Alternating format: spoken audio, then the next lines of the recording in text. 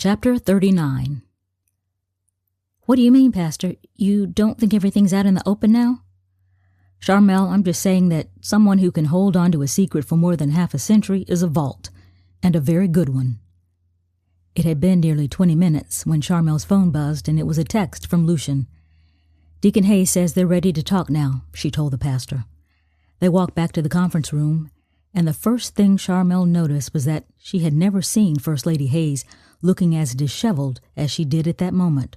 Her eyes were red and still wet. Her signature burgundy lipstick was smeared, and her hair was more of a mess than Sharmelle had ever seen in all the time she'd known her. "How you doing, First Lady?" Sharmelle pulled her chair close to the First Lady. Pastor McCurdy sat down across from the three of them. "Sister Hayes, Deacon Hayes, you know we'll be praying over this situation as you try to figure out what to do next. But before you make any decisions going forward, let's stop and take a moment to ask for God's guidance throughout this journey." And that's what they did. Ask God for wisdom, guidance, and direction, and also to release any hurt feelings that may be festering under the surface because of this secret. Sharmelle wondered if Pastor McCurdy was also questioning if Etta Hayes may be a bit bitter that Henry Hayes died without telling her what Lucian found out, and when. Sharmelle remembered she had not asked the obvious question, so after "Amen," she did. "Deacon Hayes, we've forgotten to ask you this question. When Pastor Hayes told you that he's not your biological father, did he tell you who is?" "Mom, is it okay if I answer Shar's question?" "Yes, son, of course. What did he say?" "He told me it was what he described as a brief college fling. He said all you remembered about him was his name, Michael Price, and he was from somewhere up north. He made me promise not to look for him, which would have been hard to do anyway with such a common name. I guess I'm the one who should have hired you first, Sharmelle." Nobody laughed at his effort to bring some levity to the conversation. Sharmelle and Etta exchanged glances and had a conversation without words.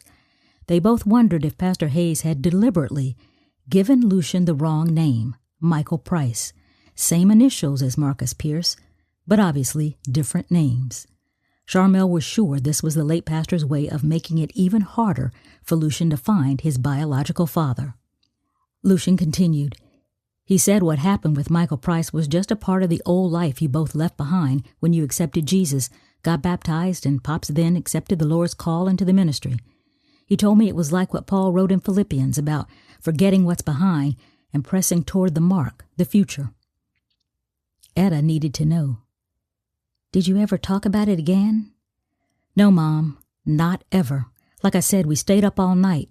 We prayed for you, for me, for Pops, for all of us to be healed from this. In fact, I waited 2 days before I even told Cecilia. I just couldn't keep it from her."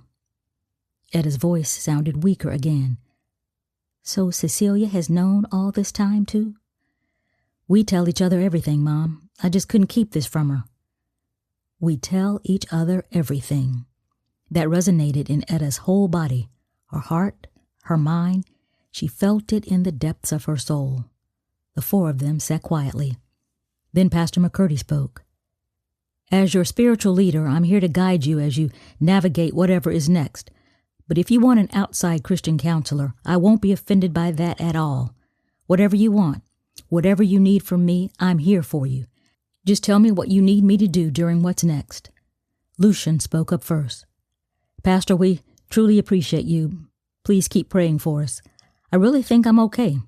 It's been a slow process, but I really feel like God has healed me emotionally since I found out the news. Maybe it would have hit differently if I were in my teens, my 20s, maybe even my 30s. But I think I'm okay now." Lucian could tell his mother was troubled. She was fidgeting with her wedding ring as she did whenever she was nervous or something was troubling her. Lucian had seen her do that since he was a child. "Mom, what is it? I know there's been a lot for all of us to take in today. I can take you home now if you want to rest." "No, Lucian, there's just one more thing you need to know. I told you Sharmelle has played a part in this too." "I figured Sharmelle was also here for spiritual support along with the pastor, but if there's something else you're not telling me, what is it?" "Son, there is something. Sharmelle is here because of her other job. I hired her to... Her voice trailed off. You hired her to do what, Mom? You can tell me whatever it is. Lucian, Henry wasn't truthful with you either, and I'm sure it was to protect us all. I'm sure your father also told you that I never told your biological father I was pregnant. He did. His name isn't Michael Price. I guess Henry was using the same initials. His name is Marcus Pierce. I hired Sharmelle to find him, and she did. He lives in Detroit. I talked to him on the phone just the other day. Did you? Etta didn't need to wait for him to finish his question. No, I didn't. I didn't tell him about you, but I'm going to. Tomorrow. I want to tell him tomorrow. We've all waited long enough.